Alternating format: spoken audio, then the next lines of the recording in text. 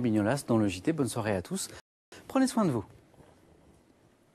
Madame, Monsieur, bonsoir. Merci de vous joindre à nous. Quoi de neuf depuis? C'est parti.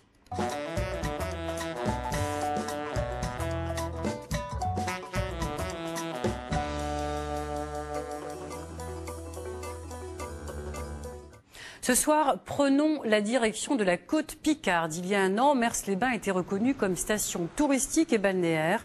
Un double label perçu comme une reconnaissance qui permet, entre autres, à la ville d'espérer l'implantation d'un casino. Alors, casino de Mers-les-Bains, les jeux sont-ils faits? Notre invité est Emmanuel Maquet. Bonsoir. Bonsoir. Vous êtes maire de Mers-les-Bains.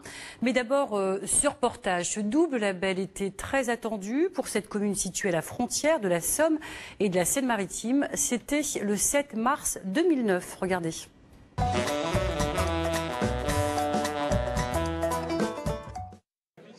C'est Monsieur Maire qui sert le champagne. Cela fait 8 ans que l'équipe municipale espérait ce classement. Mers-les-Bains vient d'entrer dans le cercle fermé des communes à la fois touristiques et balnéaires. En France, elles ne sont que 84 à avoir ce double statut. C'est déjà une reconnaissance. C'est la possibilité, et ce serait donc le 7e casino de son histoire, de solliciter du ministère de l'Intérieur la réouverture des jeux de casino. Et pour ouvrir un casino, la ville devra entreprendre d'autres démarches relativement longues. Avec le casino du Tréport, la ville d'en face, ce serait le 2e en Picardie.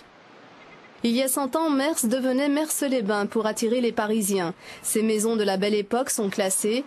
Mais aujourd'hui, la ville n'échappe pas à la crise. Alors ce label de station touristique et balnéaire pourrait relancer l'économie et attirer touristes et investisseurs. Emmanuel Maquet, est-ce pour relancer l'économie que vous souhaitiez à tout prix obtenir ce label? Et pour quelles raisons était-ce si important pour vous? En tout état de cause, c'est un point de départ, ce classement, un point de départ pour mettre en œuvre l'ensemble de notre politique touristique.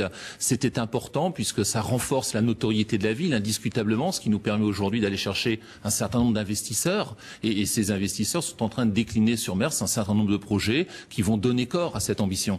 Alors donc, station balnéaire et touristique, après tout, il n'y a pas forcément d'originalité avec cette terminologie. Beaucoup de petites villes sur la côte sont définies comme étant des stations balnéaires et touristiques. Alors, il y a 3600 villes sur le littoral français, 84 ont cette labellisation. C'est dire que c'est quand même pas si courant que ça, et ça nécessite effectivement une démarche de fond relativement importante. L'ensemble des politiques municipales doivent être revues, regardées, amplifiées. Les réseaux doivent être effectivement de qualité, la station d'épuration. Enfin, tout est à regarder. C'est un vrai shake-up de la commune qu'il a fallu faire pour obtenir cette labellisation. Qu'est-ce que ça vous apporte concrètement?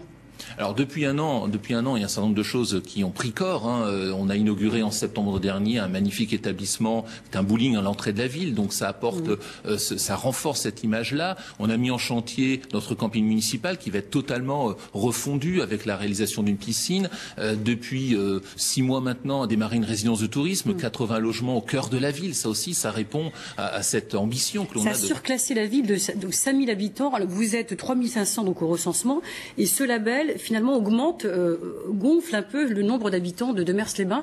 C'est quelque chose que vous ressentez concrètement, notamment pour les financements? Tout à fait, ce qui nous permet d'aller chercher une taxe additionnelle que l'on n'avait pas auparavant, qui va faire du bien au budget et nous permettre de faire autre chose, notamment d'animer davantage la ville. Je vous rappelle que l'an dernier, on a accueilli les Rabbits, c'est dire aussi que ce n'est pas qu'un label, ça se décline dans toutes les politiques municipales, et il y a ce que l'on a fait en 2009 et ce que l'on va faire surtout les années à venir, ce qui sera le plus passionnant. Alors, il y a un an, vous obteniez donc ce label. Qu'en est-il aujourd'hui? Le point avec Jean-Pierre Ray et Bruno Livertou.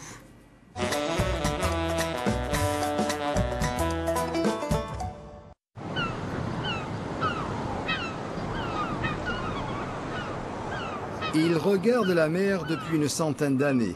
Cet hôtel de la belle époque vient de subir une cure de jeunesse.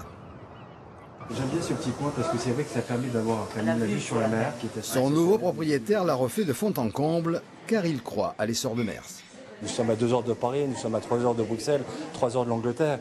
Donc les gens viennent ici, les touristes viennent ici pour se promener, prendre l'air. On a une côte qui est peu construite et aujourd'hui, l'ensemble des touristes sont assez sensibles à cet espace. C'est vrai, Mers-les-Bains ne manque pas d'atouts. Mais si l'hôtel et le restaurant font le plein l'été, ce n'est pas le cas en hiver. Le climat de la côte Picarde n'est pas celui de la côte d'Azur et les touristes passent seulement 1 ou 2 nuits ici. Pour les retenir, la cité balnéaire doit proposer des loisirs à l'intérieur. Tout le monde parle du casino de Mers, on a toujours parlé du casino de Mers, donc ce serait bien qu'il revienne. Et c'est vrai que c'est un atout très important pour une station balnéaire d'avoir un casino. Le casino est lié à l'histoire de Mers. Depuis la création de la première salle de jeu en 1869, pas moins de 6 établissements vont se succéder. Mais en 1987, l'exploitation cesse et pour jouer, les touristes filent aujourd'hui vers le casino voisin du Tréport et son cortège de commerce. La mairie de Mers vient de lancer un appel d'offres. 3 casinotiers sont sur les rangs. Avant l'été, un candidat sera retenu. L'objectif, c'est qu'effectivement, à terme, de retrouver ce casino. Le casino, c'est un endroit de vie, un endroit ludique, un endroit de plaisir. C'est aussi ne pas négliger une ressource fiscale pour la commune non négligeable. Forte de son label station balnéaire et touristique, la ville de Mers ne veut pas s'arrêter là. Elle demande maintenant son classement au patrimoine mondial de l'UNESCO. Moi j'ai très bon espoir. Pourquoi? Parce que sur un périmètre très restreint, nous avons plus de 600 villas, toutes différentes les unes des autres, avec une richesse formidable, incomparable dans les styles architecturaux. Pour voir l'avenir en rose, Mers-les-Bains ne cesse de s'équiper. Sur la falaise, un hôtel verra le jour dans 2 ans et une résidence de tourisme de 81 logements sort de terre. Une manière de se détacher de l'ombre du Tréport. Alors Emmanuel Maquet, donc 1 an après, quel est votre bilan? Est-ce que vous avez le sentiment que ça vous a réellement apporté des choses?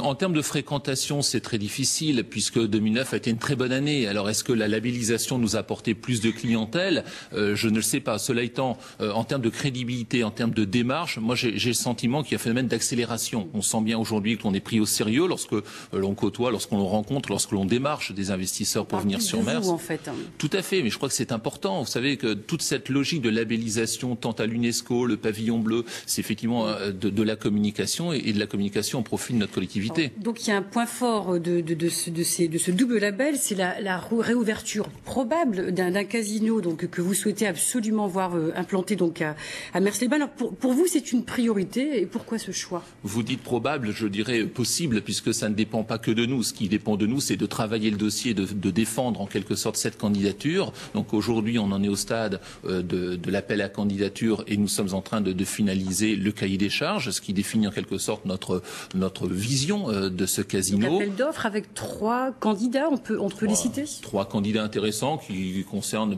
il y a un casinotier indépendant, il y a un groupe voisin, c'est Joa Casino, il y a le groupe Viking, enfin, ce sont des groupes connus, reconnus, de bonne notoriété. Effectivement, on a face à nous de très bons candidats. Alors, le casino sur Mers, c'est traditionnel, ça fait plus de 100 ans qu'il y avait un casino sur Mers.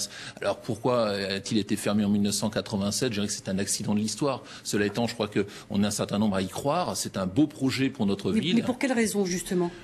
Pour attirer plus de monde? Je crois que dans le reportage, il y a un certain nombre...